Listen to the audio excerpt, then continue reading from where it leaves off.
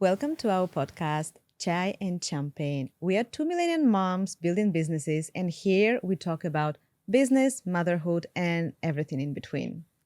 I'm Elena, founder of My Be Bear and creator of one of a kind nighttime potty training underwear. And today, my co host is Neha. Yeah, hi, I'm Neha, and I am a mom, an entrepreneur, an ex corporate employee. And I think I help people understand that career pivoting is not bad because I'm the queen of three-time pivots in my career.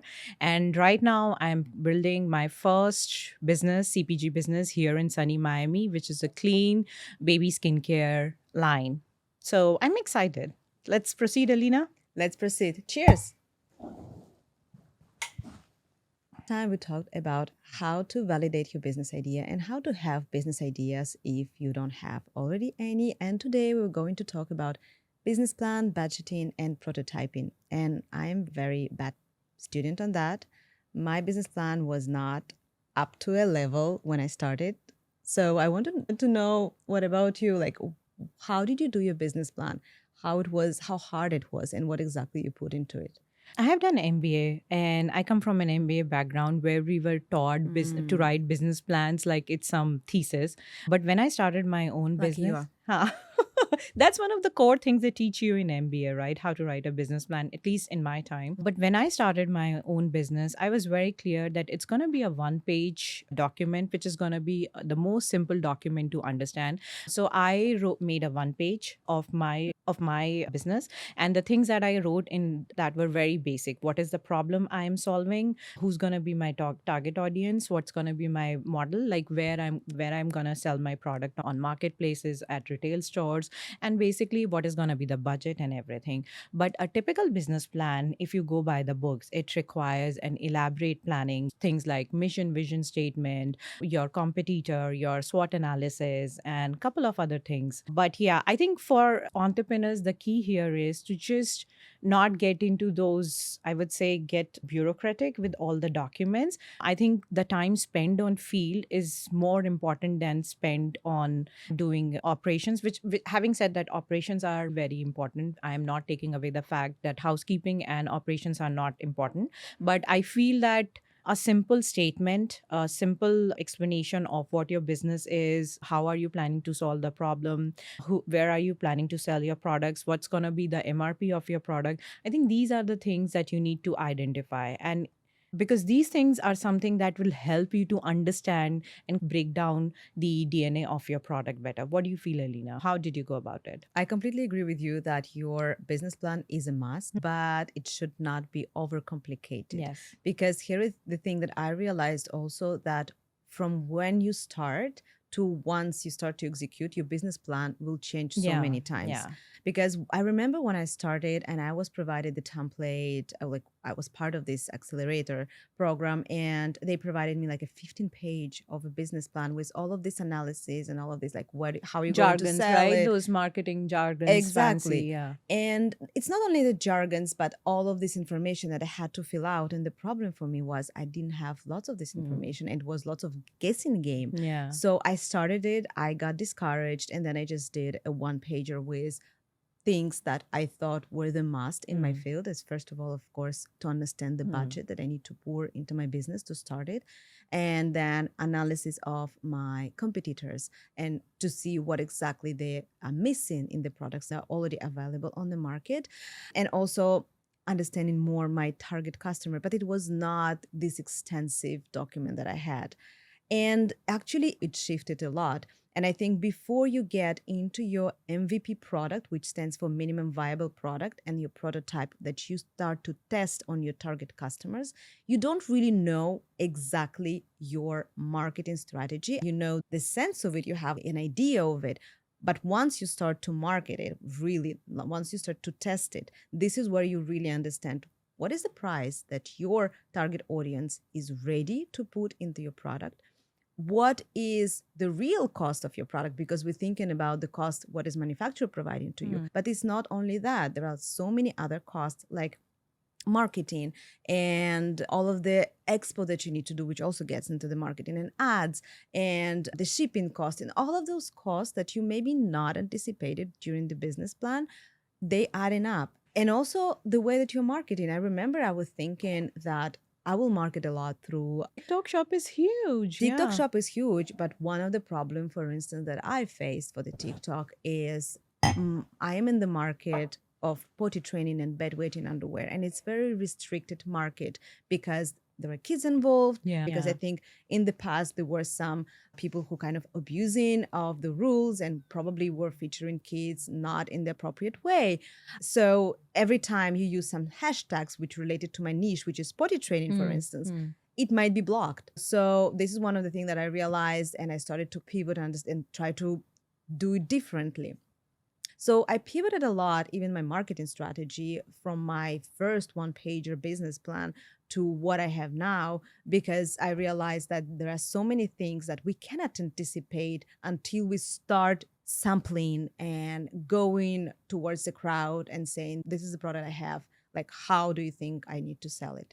And also listen to your customers. One thing that I realized, listening to my customers really that brought me the most sales. I just will throw in sometimes my website to some moms groups and saying, what do you think about this website? And they were saying exactly what I need to correct, which was a great experience as well. I'm deviating from business plan, but it goes in line with the marketing strategy that actually shifted.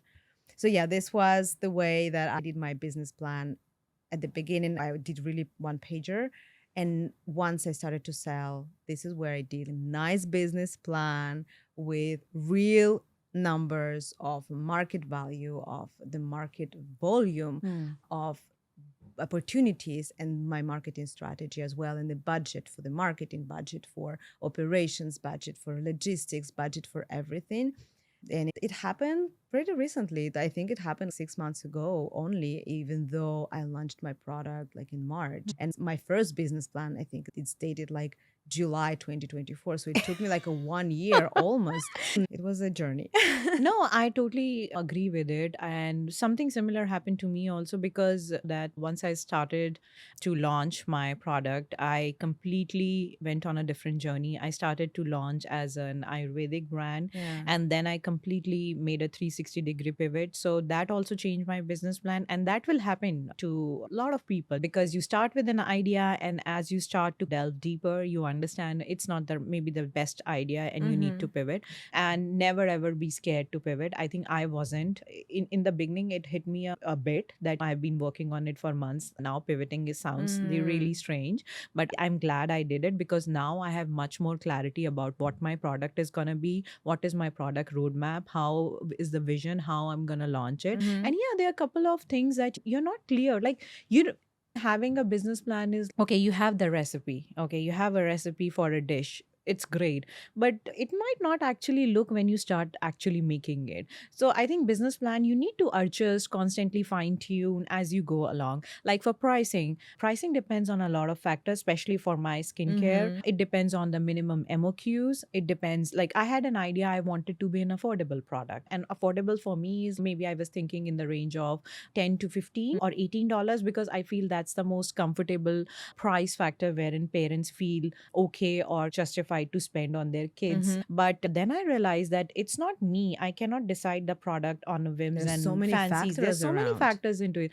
And one of the most easiest way to decide on your product price is COGS into 3 times, which I learned much later. So if suppose when I say COGS is basically your cost of goods sold. So suppose if my product, I am getting it made from the manufacturer at $6. That includes my label, the label that goes on the graphics that goes on the bottle, and then the bottle and the cap. It's coming out to be $6. So for me, the ideal price for to sell it, it's going to be 6 into 3 times, which is 18. And I'm not including other overheads like cost of shipping, posting it on, uploading your product on Amazon, selling it on Amazon, fulfillment and marketing, and then meta ads and Marketing everything. budget eating up a Yeah, lot I'm of your not budget. even saying that, because that's another part of the business plan. COGS is just purely your cost of goods, basically. Yeah. Yeah. acquired. So that's one thing. And then I realized I cannot sell it for $10 if my cogs is $6. It's impractical. I'm not going to be profitable from the day one. So I think business plan, it's good to have a business plan, but then it needs to be evolved as you go and move ahead with your Exactly. And entrepreneur we need to journey. accept it. I love that you pivoted at the right moment.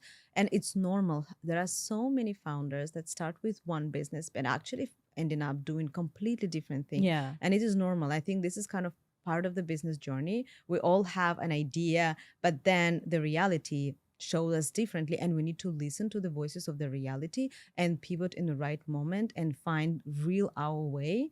So I absolutely love the idea that you accepted it and you just moved forward, but with something different. Yeah, I think It takes except a lot of courage. it takes a lot of courage, and I think you need to be practical enough. And I love Jeff Bezos' philosophy on that. I have heard it time and again. I'm sure you must have heard it too, that at Amazon the culture is such that they are obsessed with their customers, something that you sent and echoed a while back, that be obsessed with your customers, just listen to Yeah. what they say and don't make your product the way you want it. I know it's good to have a vision, but then give them what they want. Be obsessed with them. Keep on getting feedback. Even the feedback is sometimes discouraging. Most of the times it is discouraging, but keep on getting it because it will help you to make your product, make your business better. That's what I feel in the long run that goes with it. So yeah, I think market business plan is good, but I think it needs to be fluid. It's Yeah. something that needs to change and you should be okay with the change. That's what I feel for having a business plan. No, I totally agree with you. Our customers basically saying to us every time whatever they want. And if we don't listen to them, at one point we just can be stuck. Yeah. But I was wondering, one of the things that I found very difficult for me, even though I also have the same struggles with MOQ and of course the price point, because I'm doing organic underwear. So organic means more higher pricing Premium than product. it's Yeah. premium product. Yeah. The prices are higher, but I wanted to make sure that I'm doing something so safe for the kids because I know that even though we talk about the cotton, I learned through the process that the cotton that is not labeled organic actually might be dangerous for the kids because Mm. unfortunately, in contrary to what we think, heavy metals and the pesticides, they cannot be washed off with washing. They Mm. just stays into the fiber, and whatever we put in kids sensitive area is basically going to be absorbed. So of course I have this cost of the products and the MOQ, and I think what I struggled a lot is really to find a right budget for my business. I came up with one number when I was doing my first business plan. But again, it was very approximate number because back then I didn't have a prototype. I didn't know exact the cost Mm. of the product. How did you do that? Like, how did you create your budget? What was your breaking point when you said, okay, this is what I need to my business to thrive? I think budgeting is something that really scares a lot of people, especially people who are trying to bootstrap like me. But I look at budgeting in two ways. So, first, whenever you want to budget your product, your business, I think the most important thing is to understand what is your underlying assumption. When I say underlying Mm-hmm. assumption, I'll give you an example. Like, so in my case, it's a skincare product and it's a baby skincare product, which is even more gentle, has to be more sensitive and skin friendly, free of all parabens and everything. In my case, the underlying assumption is that I cannot manufacture my own product at home. It's not Mm-hmm. something that I can manufacture at home or in an industrial kitchen and send it, ship it, or just sell it because I am not a licensed esthetician. And it has to be made in a very clean facility and everything has to be very sanitized. The hygiene conditions Mm. are paramount in my product category. So I think one of the underlying assumptions in my business model was that I have to go with a manufacturer who does that, and I had to get cues for that, a Mm. minimum order requirement, basically quantity. And I didn't know anything of that. I thought that you go to a manufacturer and you tell them that I want a baby spray or a baby Mm-hmm. cream, and they're gonna just give you ideas. It was completely different in my case. When I realized it, when I started talking to manufacturers, and your budget depends on your MOQs.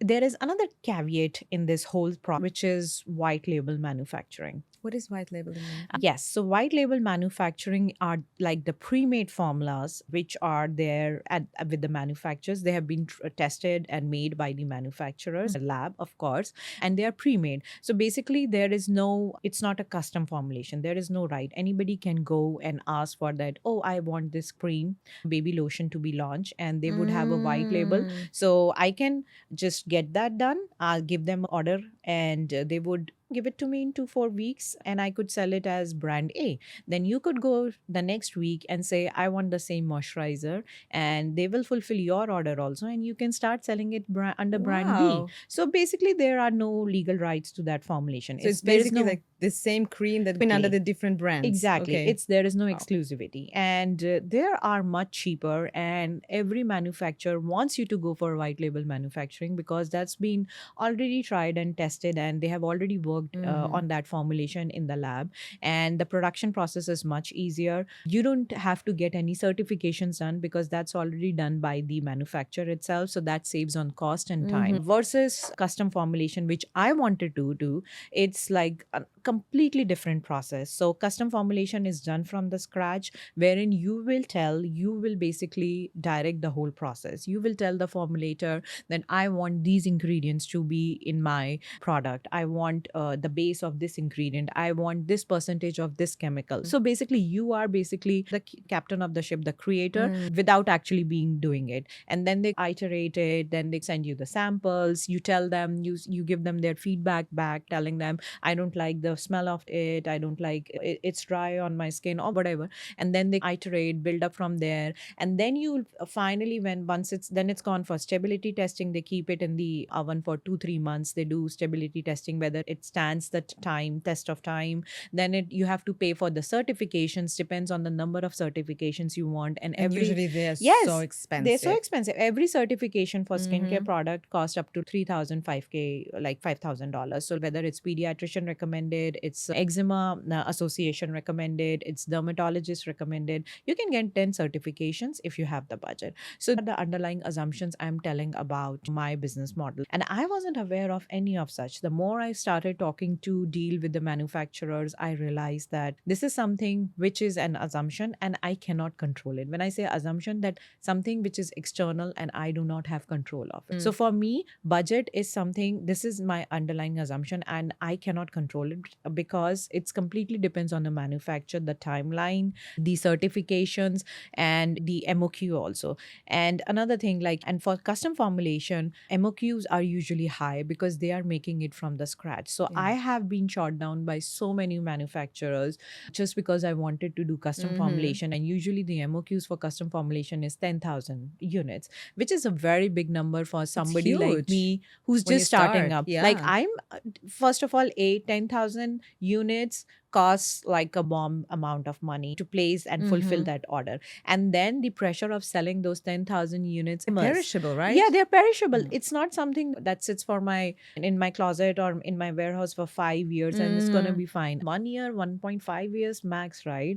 And then the pressure of that selling those 10,000 units is humongous. And that's my money sitting in there. And if I'm not able to sell it, it's a very daunting pressure. So that's why I was outrightly said no by a lot of manufacturers. So I had to specifically find manufacturers who were ready and willing to work with me because I had a lower MOQ. My MOQ was like 2,500, 3,000 because in my opinion, that's also huge because this is something I'm just starting up and I don't know how people are going to react and what is going to be the response. Maybe there is a second round wherein I have to improve my product or change the packaging, whatever. There's 10,000 random things that can happen.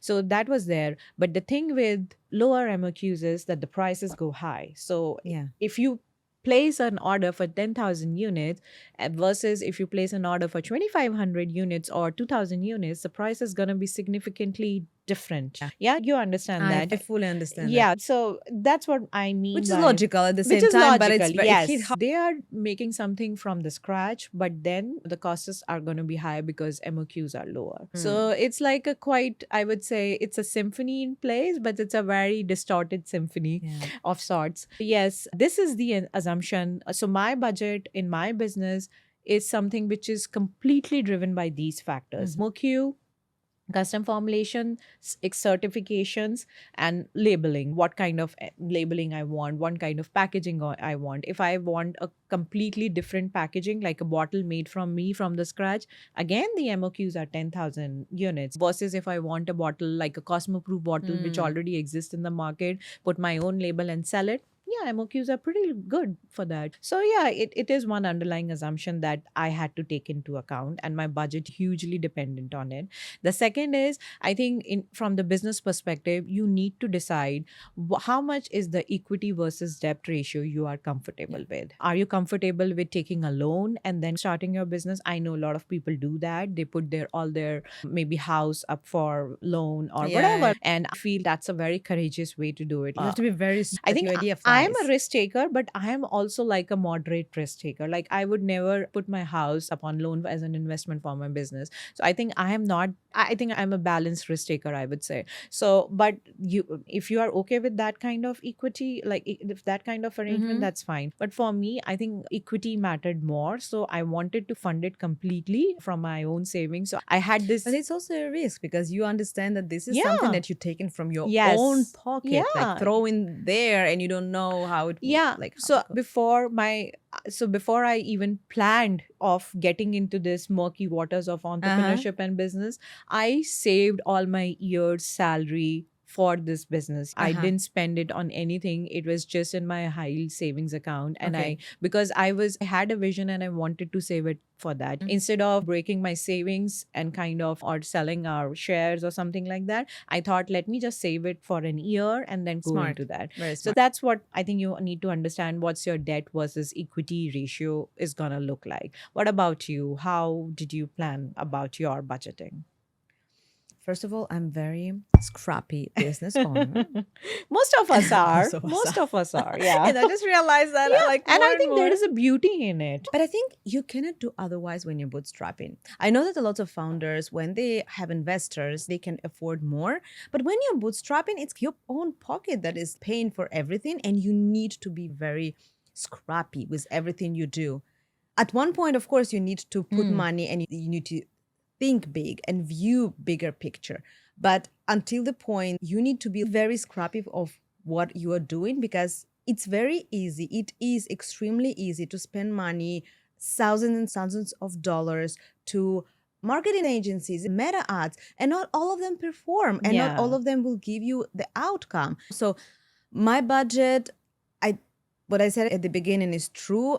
My budget evolved because there are lots of things that I was not accounting at that point, and now I need to, and it's okay. It is okay. I put aside, I did more or less the same that you did. I had some savings. I was investing also a little bit, so I had this as a cushion, and some of those savings that I had to now use for my first batch, for my first products coming out. I also did Kickstarter, and I can talk a little bit about it. I think finally I'm not very happy of doing that. Did you get any funding from Kickstarter? I did.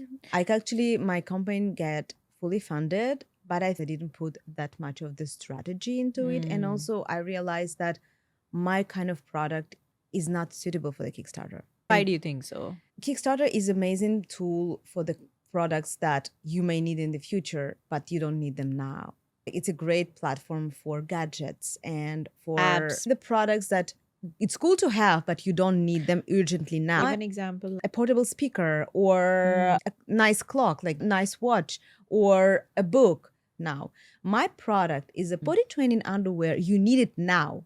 Like when Yeah. parents realize that they need it now, right away, Yeah, tomorrow. Yeah. It's now. And yeah. it's difficult. Kickstarter, for those who don't know, it's a platform where you get funding first and then you order and then you ship. So it's sometimes the lead time is maybe 1, 2, 3 months.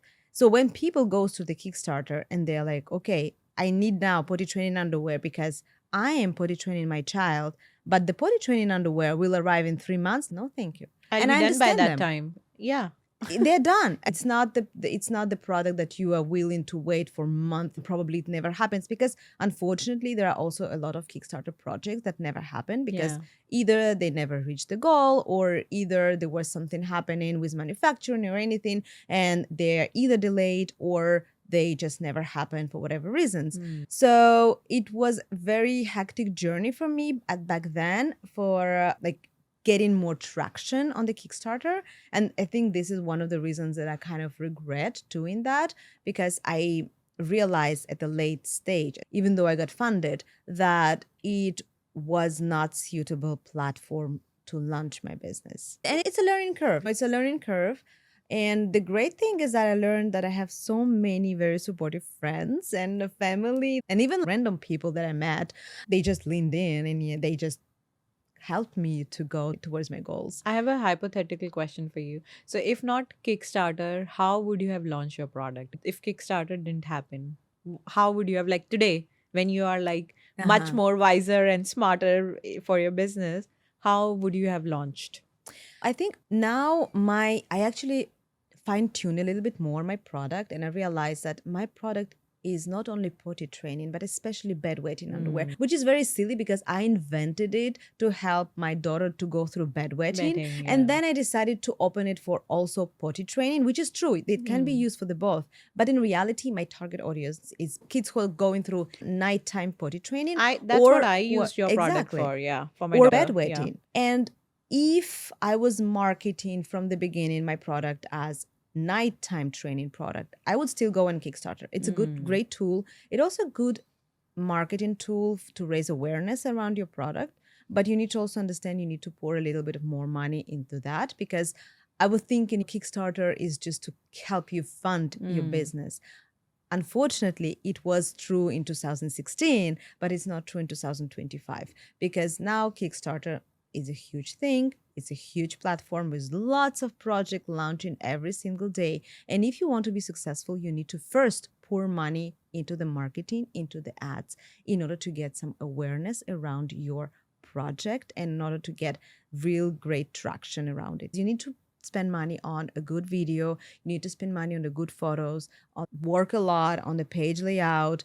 And again, you need to spend money on ads, meta ads, Google ads, and also all the influencers before you even get to the point where you can raise money from the Kickstarter, which is silly, right? Because Kickstarter is actually the platform where you raise money for your batch.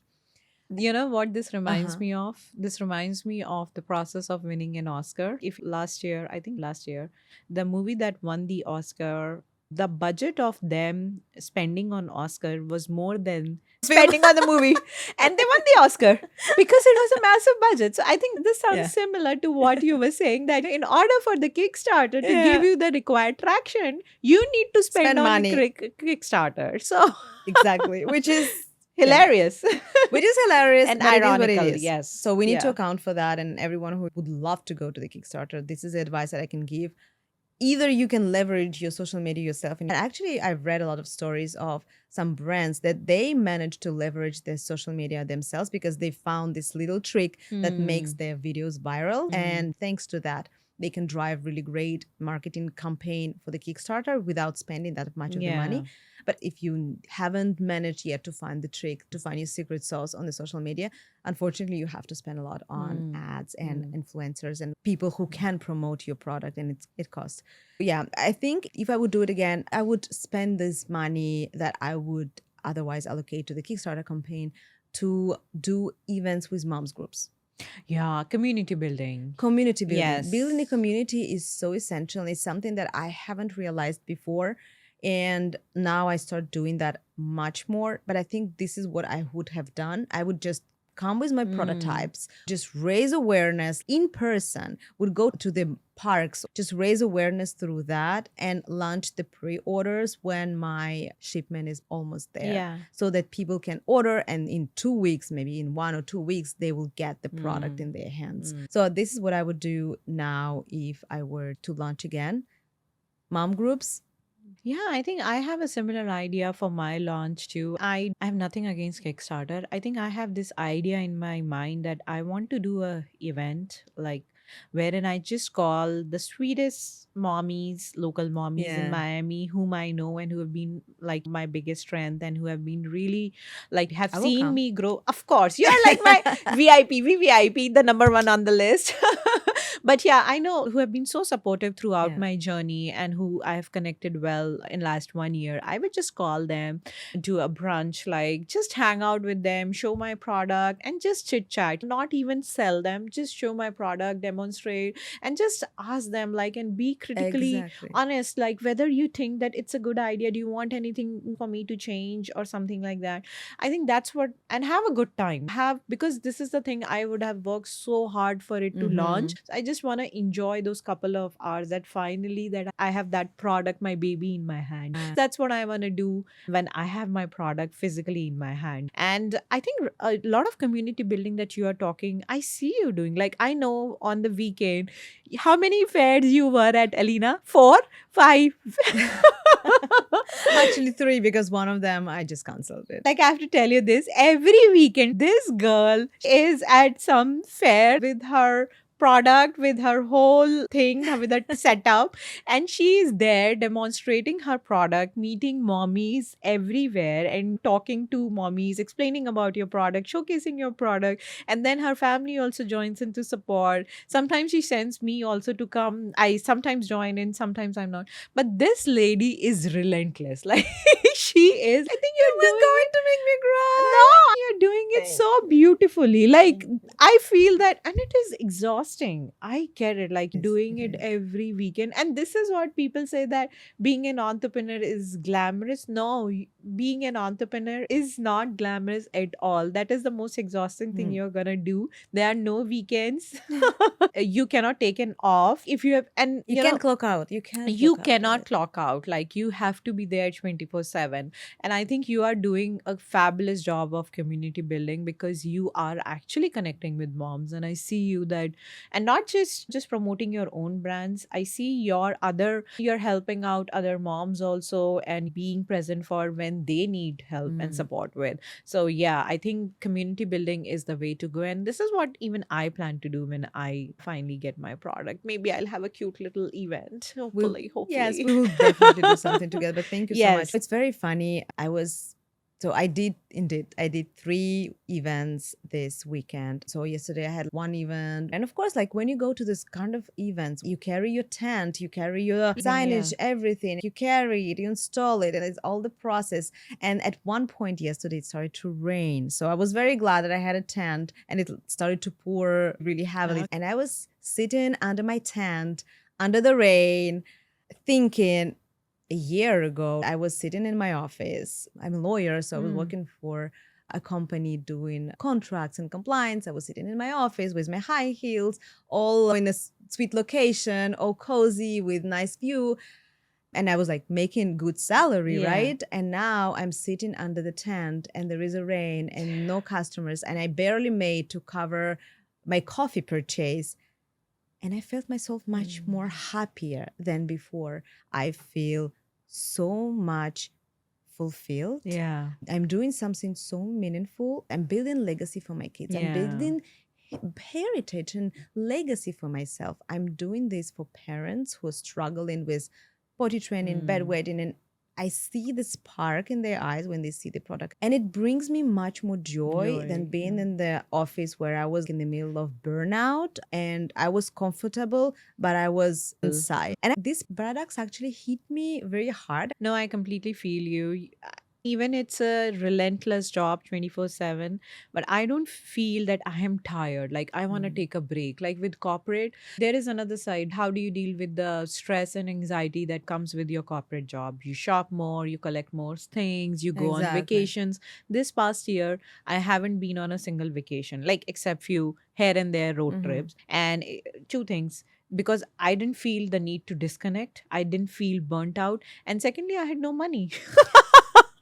Kidding. We are living in the place for the vacation. Yeah, I mean, so I was saving up, like, for, I didn't want to not indulge in some crazy trips, and I wanted to save every penny for my launch and advertising and I feel marketing. you, yeah. But I also didn't feel that I was exhausted or mentally I needed a break. Yeah, there are moments of doubts and depression in that sense, that whether you are on the right path or not, because right now everything is very unclear. You're just treading straight and there is no clarity, especially with me, because my product is not yet launched. launch, it's in the making, but still there is this sense of contentment and relief that leaves you from inside. That, like you said, that Yeah. legacy, I also feel the same, that this is not something I'm just doing it for myself. I want to build it for my kid, Yeah. so that she understands that you can build things from the scratch, and how much fun it is to build Yeah. things from the scratch. Starting your own company, launching your own product is the most toughest thing, like parenting, but it's the most rewarding and fulfilling thing also at the same time. Absolutely. And Yeah. kids love it. Yeah. Yesterday they were with me at the market and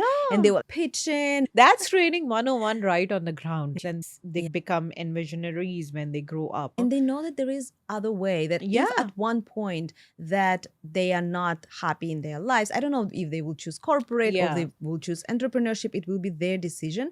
But if at one point they will not be happy in whatever they're doing, they will know that you can pivot from any Yeah, type of yeah. career. You can pivot from any type of the job, because their mom did it. I came from legal department of construction company to doing potty training underwear. I didn't know anything about the textiles. I need to learn everything from the scratch. And I did it. And it gives them example that you can do it. Whatever you're starting with should not be your path through the Where you life end. if you're Yeah. not feeling it. Yeah. And I think also that having a choice is so important, It you know, is. that you don't have to follow the conventional path to life or success or whatever happiness looks for you. You don't have to just graduate from a Ivy League college, then maybe do masters, spend another years and fortune on that, and then lead the corporate ladder. You can do that. If that's your calling, please go ahead and do that. But if not, you have an option B, which is equally very good and lucrative at the same time. Having that option is also very important. I feel that. And I'll be so fortunate and I feel so blessed that if I'm able to leave that option for my kid, that's another one of the biggest motivation of being an entrepreneur and starting something of your own. Yeah. Definitely. This is a legacy that you will leave to her. Absolutely. The possibility to choose and to go the way that she wants to live. Yeah, To go in. yeah. We covered about budgeting, we covered business plan. I think let's talk about sourcing or prototyping. How did I know your product? You got it made from India, my Yeah. country, which I'm so proud of.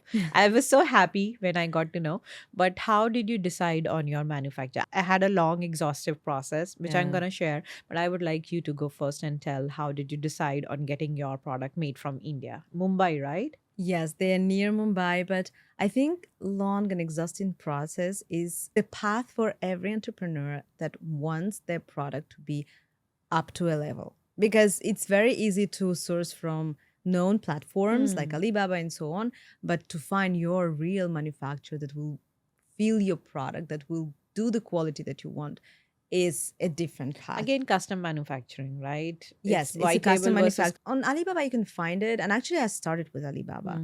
Even though my product is not that complicated, it's just underwear with a pocket, right?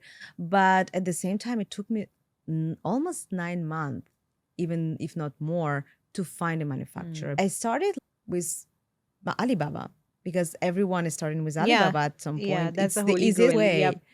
And what I realized that even though you put all the mandatory criteria like golden manufacturer and verified manufacturer, and then Certified, EWG certified, and so all. Yep. you still can get a very crappy results. Yep. And unfortunately, that's what happened to me. I contacted several manufacturers. I asked them to do prototypes. I sent them my tech pack, which is engineering specifications of the product. And every time it came out with absolutely hilarious results. Either the way that they constructed it or the finishes were very crappy. And thing that we all need to know is that every prototype costs you 3 times the cost of the garment, and then you have to pay for the shipping. Shipping is crazy. It is crazy. It is crazy. It is more than the cost of the product. And especially Oftentimes. with tariffs, like I ordered few of the bottle samples this year from Alibaba, and the tariffs came into place earlier this year. So the sample cost of the product, like the sample costed $1 or $2, and the shipping costed me $45. So one bottle that costed $2, the original MRP was $2. I had to pay $50 for the shipping. Yeah. And it's only prototype, right? It's just prototype. Yeah. So it was the same for me. Every time I ordered a prototype, it was around $50, $60. And every time it was not what I wanted. The quality was not what I wanted. Then I contacted a friend who was in the manufacturing, and she provided me with some contacts. And it didn't really hit with them neither. I started to contact manufacturers pretty randomly, but getting them from the different platforms. So there is like a four source platform, there is Marketers Row, there is other platforms that allow you to get the manufacturers, Pietra, and I contacted them. But one thing that also is hard, manufacturers don't like startups because they know that maybe 80% of those businesses will fail. So it was really hard to get a manufacturer that will be up to a quality level but will accept working with a small business.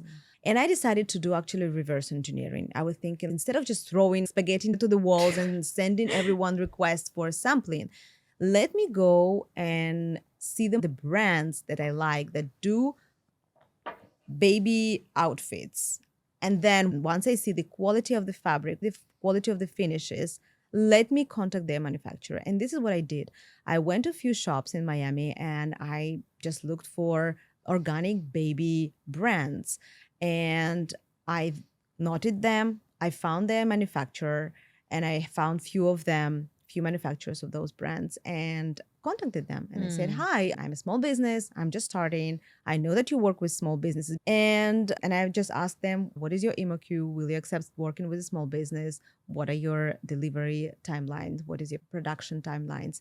And would you be willing to start prototyping with me? And few of them answered. So I started to work with few of them. And actually, the Indian factory really stood out of the quality. Their price was really high, though, comparing to others. But I think what I liked about them, The they were very quality justified professional it. and the quality was really good. So I decided to give it a try, especially at the beginning. I know that I would love to continue with them. And we did first prototype and I remember almost crying because it was exactly what I wanted. And actually, I went to visit them like 2 or 3 weeks ago. So now I also saw how they're doing it and it confirmed me in my choice. I think we should talk more about that, your trip to Later, India. yeah. Yeah, because I think that must have been something like getting your product made somewhere else and then getting it in Yeah. the delivery is completely different from actually being made, actually being seen it like how it is Yes. made. That must It have shifts so much in the the brain. perspective must have shifted at that time. You must have felt an instant ding in your mind that, oh, it matters. My product, that's something that I think for me, it's most of the days I'm just selling a product. But when you see it at the grassroots level, how many people are involved in making those orders for you, how many people are working in the operations or in the factory, I think that just shifts your perspective. You feel Absolutely. so, I would say you feel so powerful that I am enabling people. That power of enabling people Yes. is so good that, That feels absolutely it's amazing. I would love to Yeah. hear more about it. We're gonna cover it more. I know that's your highlight also of the week. But Yeah. yeah, I think for me, manufacturing and or getting my prototype, I think I burnt my hands couple of places. So usually the route is people decide on one manufacturer, get the sample made, and then they iterate and build from there.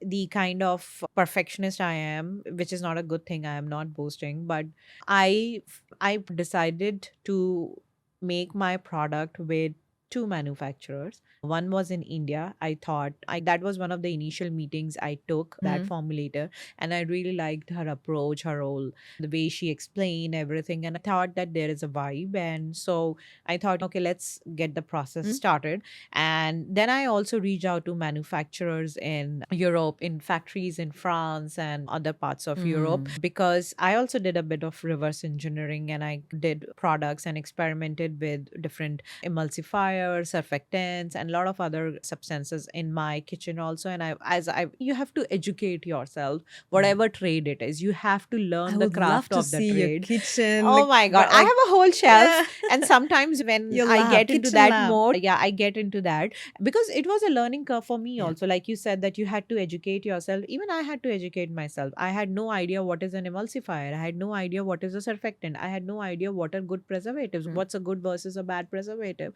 So I had to learn myself, educate myself, and the best way was it to reverse engineer the products that I like and get get those like a rough sample of it, make it yourself. And that's exactly what I did. And while I did that, and I also finalized a formulator in India, I also was talking to a lot of people, labs in Europe and US, because I felt that more aligned with my vision, especially with the cost. Wanted to keep it made locally, like in the US. And why Europe? Because I feel the product quality in Europe is superior, especially for baby products, as compared to US. So that's why I wanted to explore there also. Finally, but a lot of talking and forth, going through a database of 150, almost 150 manufacturers that I made myself. Wow. I made myself. Yes, it took me almost like 8 months to do that. I'm still kind of building it every day. But yeah, after having multiple meetings, I finally found one manufacturer here in Fort Myers in Florida. And I visited their facility, because this is again one thing very important for me. I wanted to finalize somebody whom I have met in person, because I wanted to see their facility. Because with skincare, you have to make sure that the lab is correctly, it's sanitized, it meets to your You can hygiene then have levels. bad surprises Yeah, for yeah. sure. I wanted to see it in person, and that's why I did not choose on my lab because it was locally and I could go, because I flew to other cities also. I flew in to Houston, I flew into Georgia, Atlanta. I Yeah, I remember was you were telling doing you, that. and Yeah. I, because for me it was very important. So I did that. I had a meeting with them, and I met a wonderful lady, and we hit it off immediately. And I was like, okay, I like the facility, and they ready to work with lower MOQs also. It was great with me. And I finally decided that I'm gonna go ahead with them. So for me, deciding on that also happened. But let me tell you, there is another twist to it. And once, so this happened after we came on board, we paid the initial contract amount and everything. And this happened. And after I received the first iteration of my sample, after almost 6 months, and I tell them to make some changes because I was not happy with the formulation. And they send me an email saying that your scope has changed of the product, and we want to drop out of the our contract. Yeah, that happened to me a couple of weeks back. And Wow. yes, That so is a hard that's a hit. hard. Like, I invested almost a year in this, and two formulators later, after having invested so much, I'm still back to square one. So that's a curveball that came in, and I wasn't prepared for it. But so I had, that was a setback that happened, and it took me a couple of weeks to recover from that. So the current situation, cut to that, I am almost finalizing my third manufacturer. I am between two, like in talks with two companies. I really like those labs and those manufacturers. And I think I should be able to close it down by end of this month. But and I'm crossing my fingers for yeah, that. it's a hard pill. It's not an easy route to follow. And yeah, so this happened, and I'm planning to take my second manufacturer to the court because they did not deliver what they had promised. They did not give me any formulation, and they wasted 6 months of my entire business time that I had. This is so Yeah, unprofessional. this is so unprofessional, and it just happened. And I'm still recovering, but my hopes are really high. I'm still very bullish on my product, and I want to launch it. Prototyping might be something that you would not get right in the first place. You might have to go through a lot of trials and tribulations. You might have to get some, you will make some expensive mistakes. But I think getting, like, being laser focused on what you write, what you want, and not compromising on it is very important. But it's the hardest part. It's the hardest part. If I would have just said, okay, give me the product, it's fine. But I kept on asking for her to iterate because I just did not feel right. I did not like what they had built, and I wanted to make changes. And they thought that You it's a wanted the scope best change. outcome. Yeah, I would never, no matter how much time it take, but I want to launch a product that I feel genuinely motivated, and I feel that I have given my best product to people. And I did not feel in that, in with that product, and that's the reason I kept on asking to make changes, and it just became so ugly at one point of time that they decided to drop out. Okay, they decided to drop out, but it costed me Yeah. $3,000, and it costed me 6 months of my time, and there is no coming back from that. And so now I'm planning to sue them, like basically hire an attorney and go after them, because I want to be like, not doing that mistake again, but also not let anybody Take take advantage of the advantage. situation. And $3,000 is important for me at this point of time, because in a way I could have spent that on marketing. Yeah. And plus, I think people should respect and honor what they commit to, especially if it's a legal contract too. So right now I'm in the talks with my third manufacturer. So prototyping and manufacturing is very tough. It could be easy for somebody. Unfortunately, it has not been easy for me. But I would say, don't ever compromise on your quality. If you feel that your product is not something that matches with your vision, Yeah. do not settle. And people will try to make you settle for something which is not your vision. For the mediocre. Yes, for a mediocre product. Like in your case, you were saying that they were not the best organic cotton, Yeah. and people will try to sell it, but do not buy into it. I think this is what lots of people do not realize, is that building your own product is not the same as buying some random product from China and then put it on Yes, Amazon. that's drop You- shipping. We are not drop shipping. Exactly. I know that for my underwear, people are sometimes saying to me, why it is so expensive? Because indeed, you can find some Cheaper stuff, options, yeah. options that were bought in China, just drop shipped. They are all the same. But the thing is that when you're developing something from the scratch and when you want the quality, is not the same. You don't have the same expenses and you do not build the same quality neither. And I put so many efforts to make sure that this product works and it is of the highest quality that I could get on the market. And I think as for you, it's exactly what you're doing. And it's very hard to realize before you're getting into the business how hard and costly it is to get into this level of details.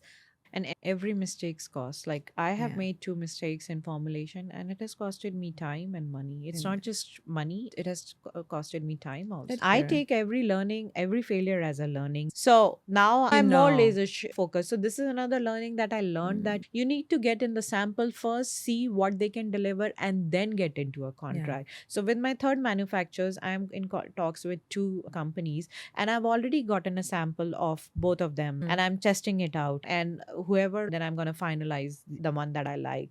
But now I know that what's the best way to go it. Of course, some things can't be undone, but I take every failure as a learning. And you will learn and you will make mistakes, and every mistake's cost, but it's okay. You need to keep going. That's what main thing is. And I that's think this what is what matters. entrepreneurs are Exactly. made of. You If need to be made of steel and grit. It's not for the faint hearted. I say it and I mean it, because it's definitely is not for the faint hearted. You need to have a determination of steel. That's exactly as it. you said, laser point. Laser focus, Laser right? focus. Yes, yeah. I think that was a lot of heavy talk, Elena. I know. Let's switch it up. I feel very emotional from going through all of this. No, I think that's what we are here, right? For to just share what we have gone through. We are not sugarcoating in any sense. We are accepting our mistakes, all the wrong decisions that we have made, all the costs that it has added up to, because nobody does that. It's hard to come here and sit on a platform and say that we did this silly things, because to you it might sound like, oh, why didn't you get the samples first?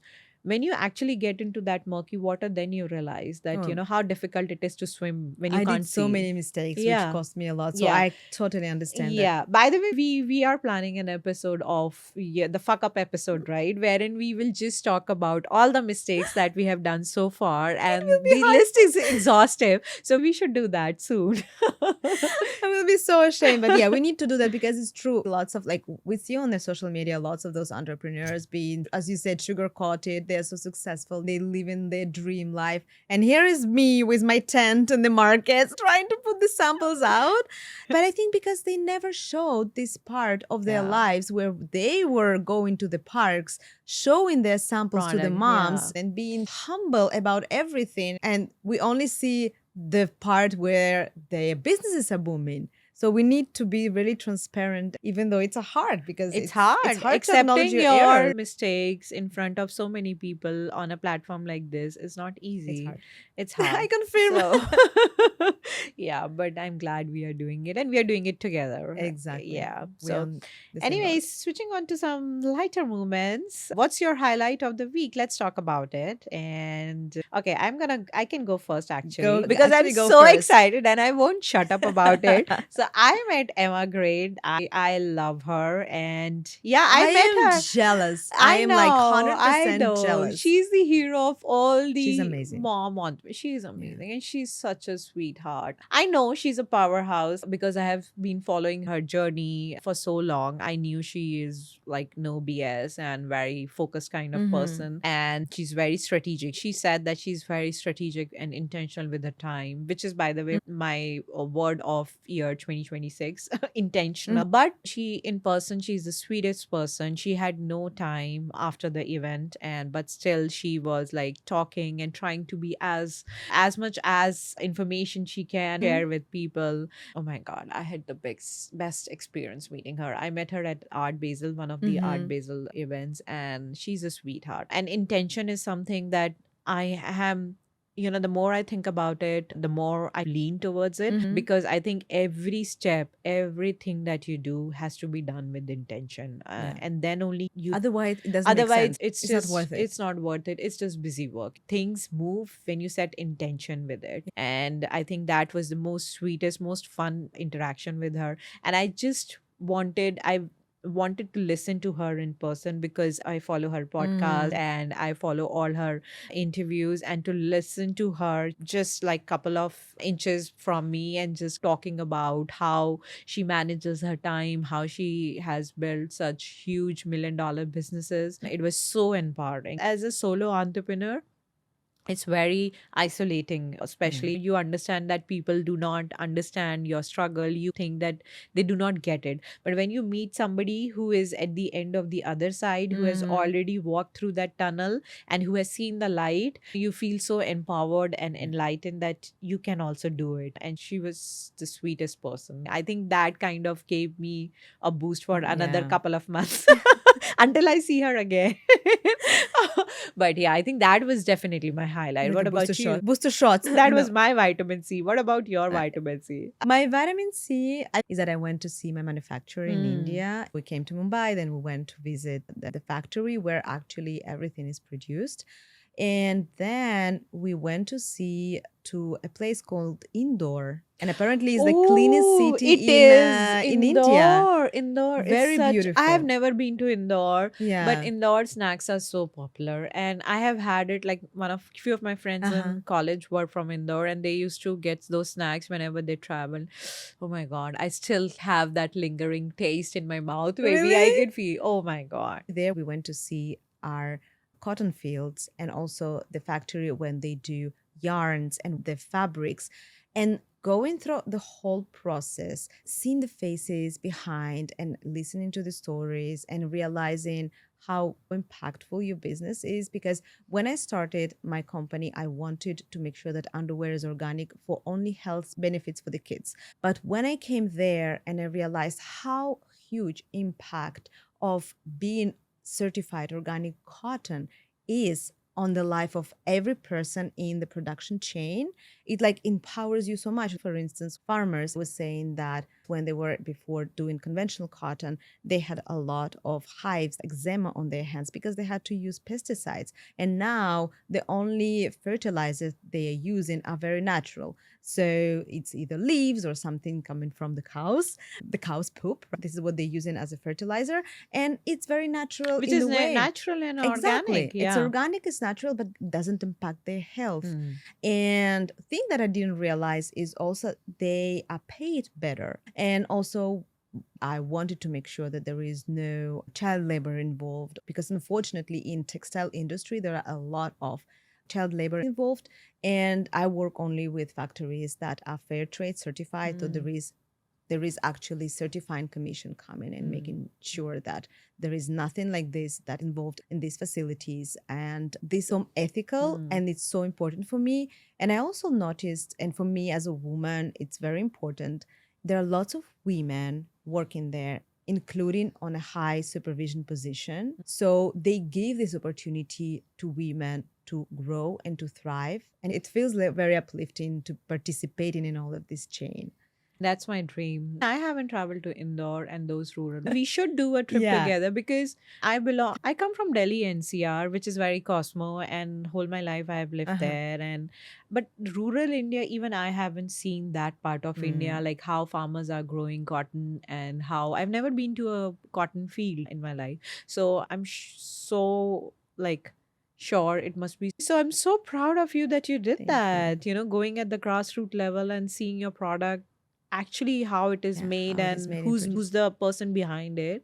I think that's so fulfilling. Yeah, it is. No, it was amazing trip. It was my highlight. And I think that's your highlight is even It's it's even greater than my highlight, but yeah, I no, mean, I think it's different. It's yeah, not. Your yeah. highlight is amazing. I would dream to meet. No, I think yeah, Emma. meeting Emma Great was Yeah. definitely not just highlight of me for the entire year. I Yeah. love her so much. She's so nice. Yes. This is my dream. I The look up second. to her. Okay, so now our last segment, which is product spotlight. Yes, I know And that you have something in your yes, pocket. so here we are with our product highlight of the week. Mint These masala. Interesting. Yes, so these are, let me tell you what exactly it is. So it's water lily seeds. It's also called foxnuts or makhana. In makhana is in Hindi. And this is something I have been eating since I was a kid. Like all Indians eat it. It's a very healthy snack. And I think it's something similar. The texture is similar to popcorn, Uh-huh. but it's way healthier than popcorn. And I found the snack online. There's this Looks very wonderful good, huh? lady, I'm forgetting the name, who started it. It's made in avocado oil. Uh-huh. So no seed oil, no non-GMO. And I think she has it in 5 different flavors, which is this is mint masala, then there is barbecue. I think there is one with Do you chocolate. mind if I try one? Yeah, please go ahead, whichever Okay. interests you. I tried this Cacao one, mint cloud. masala, which was really nice. Okay, Himalayan sunrise. Let me try this. Yeah, and I'm gonna try them. And I've she's of already- Indian origin? She's Okay. in India. I think she is in California or Texas. I'm forgetting. I'm gonna tag her Insta account handle below on the podcast link. And Indeed, it's very similar nice, to yeah. popcorn. It is the crunch is similar to popcorn, but they are much healthier than popcorn. I think it's a healthier alternative to it. And I like the packaging also. This is a variety pack that I ordered. So it has got all the 5 different flavors she has. And I think it's pretty nice. The packaging is pretty nice. It's no seed oil. And Well, I like the ingredients actually. The calories are not yeah, very you see, high. it's and written. the use of sodium is not very high. Because what I found, like you have a lot of snacks that have such a high level of sodium You and feel sugar. dehydrated after those snacks. And these are so healthy. Like for Try this one. yes, go ahead with this one. And I know in India, like I and all the moms in India are given this for postpartum recovery and even during their pregnancy because it's supposed to be so high on nutrients. Uh-huh. So It is. it's a It power feels- snack, and And it's made in US. so I think that's our product highlight of the week. I love It's, this. okay, let me try this one. Mint masala. Oh, the chocolate one is so Oh. good. You can eat it like a dessert, like a healthy dessert. This is so good. Mm. Actually, this is the first, this is the second, and then this is the third. Yeah, we haven't tried the barbecue. Yeah. And which one is that? The purple one? Pumpkin spice. Okay, It's very Christmassy. Yeah, this is cute. It's very right? Christmassy. Yeah. We haven't tried those two, but yeah, I think it's a great product to. And it's made with avocado Taste, yep. oil. It's gluten-free. Amazing snack. Bravo.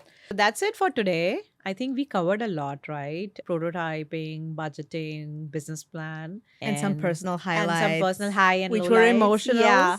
So I think we covered a lot, and that's it for today. We are gonna see you in the next episode. Have some chai and champagne. Until then, And guys, you need to try it. It's good. is it? It is.